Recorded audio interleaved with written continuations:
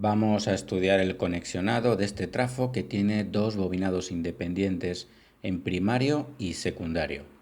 Es importante que veas el vídeo anterior para que entiendas los conceptos que aquí no voy a explicar de nuevo.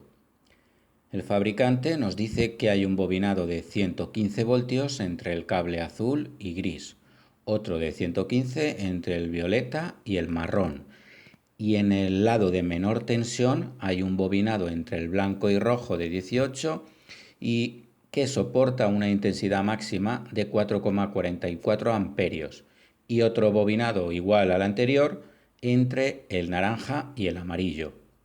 Los bornes homólogos son el azul, violeta, blanco y naranja. Tiene una potencia máxima de 160 voltamperios. Lo más común será que se conecte la alimentación al lado de mayor tensión, porque vamos a ver que se puede hacer a 230 voltios, que es una tensión habitual. A este lado lo vamos a llamar primario y las cargas lo conectaremos al de menor tensión y lo llamaremos secundario.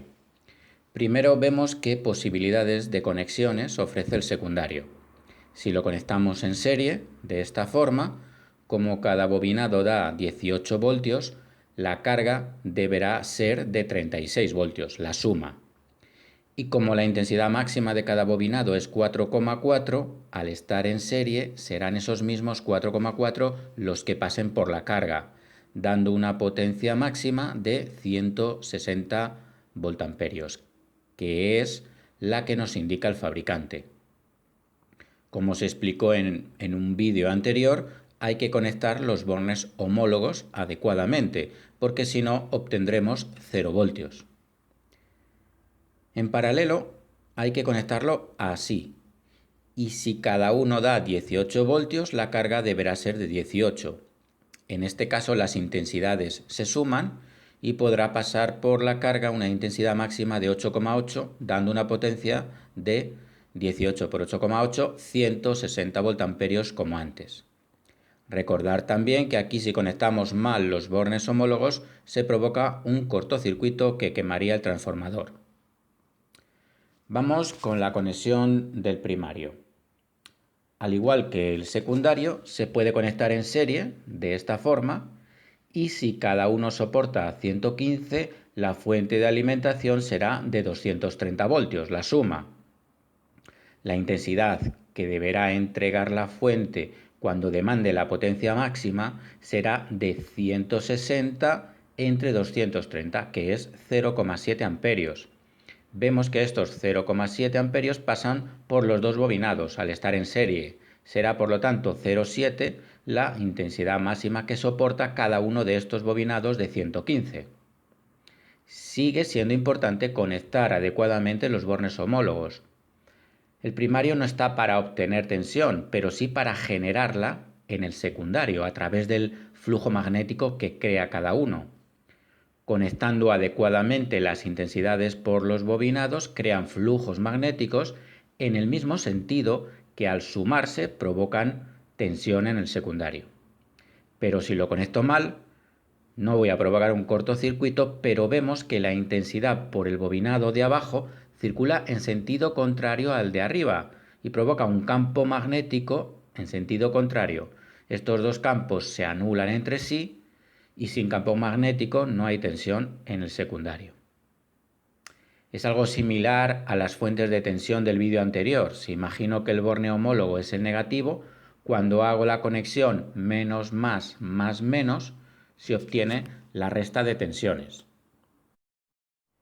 Si conectamos el primario en paralelo, los bornes homólogos deben estar unidos y como cada bobinado soporta 115 voltios, debo alimentar con una fuente de 115.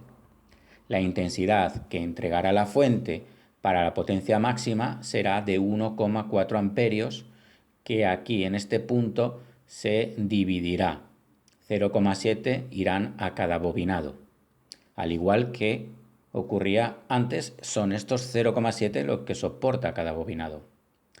Si no lo conecto bien, no obtendré tensión en el secundario, porque se anularán los campos magnéticos, pero tampoco se quemará. Hemos visto que tanto primario como secundario se pueden conectar de dos formas, serie y paralelo. Esto nos ofrece 4 variaciones.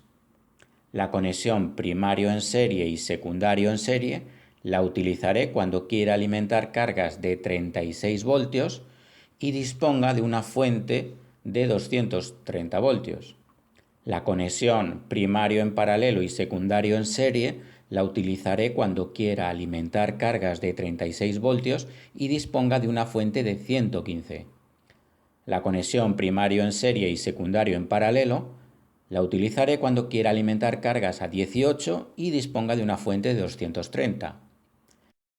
La conexión primario en paralelo y secundario en paralelo la utilizaré cuando quiera alimentar cargas a 18 voltios y disponga de una fuente de 115. Para todos estos casos he supuesto que la carga demanda una potencia de 160 vatios, la máxima. Por lo tanto, estas serán las intensidades máximas que no deberé sobrepasar. Y para esto debo protegerlo con fusibles del calibre adecuado para cada conexión. Estas serían las 4 formas habituales de conectarlo. Sabemos que un transformador es reversible, podría alimentar en el lado de menor tensión con 36 o 18 y obtener en el lado de mayor tensión 230 o 115, pero esto no es lo más habitual. Por supuesto, si la carga es de menor potencia, circulará menos intensidad por cada bobinado sin ningún problema, y todo de forma proporcional. Por ejemplo, si ahora pongo una carga de 100 vatios, circulará 2,7 amperios por los secundarios y 0,4 por el primario. 100 vatios es 0,6 veces 160 y en esa misma proporción han disminuido las intensidades de cada bobinado. Vamos a estudiar algunos casos especiales. ¿Qué pasa cuando en esta conexión la alimentamos a menos tensión? Pasamos, por ejemplo, de 230 a 115. Las tensiones se habrán reducido proporcionalmente. En este caso a la mitad, ya que 115 es la mitad de 230. Si lo comparamos con uno de los casos anteriores, podemos pensar que estamos ante la misma situación, ya que alimentamos a 115 y obtenemos 18. Pero aquí el trafo no podrá dar la misma potencia que arriba, ya que para 160 consumirá 8,8 amperios, que al estar los bobinados en serie circularán por cada uno. Y el máximo que soporta, ya lo vimos, es de 4,4. Lo mismo ocurre en el lado de mayor tensión, circulará más intensidad de la que soporta y esto lo quemaría. La máxima potencia que puedo entregar será 80 vatios, la mitad de la nominal. Esto es algo que sucede con todos los transformadores. Si para una determinada conexión los alimento a menos tensión de la que le correspondería, de la que dice el fabricante, no puedo obtener la potencia que me dice el fabricante. Y todo esto es proporcional. Si alimento a la mitad de tensión, obtendré la mitad de tensión en el secundario y la mitad de potencia como máximo. Podrá demandar la carga. Al trafo no le ocurre nada malo por alimentarlo a menos tensión. Funciona correctamente, aunque cuanto más nos alejamos de la tensión nominal, peor va a ser el rendimiento de ese transformador. Seguimos con otro caso especial.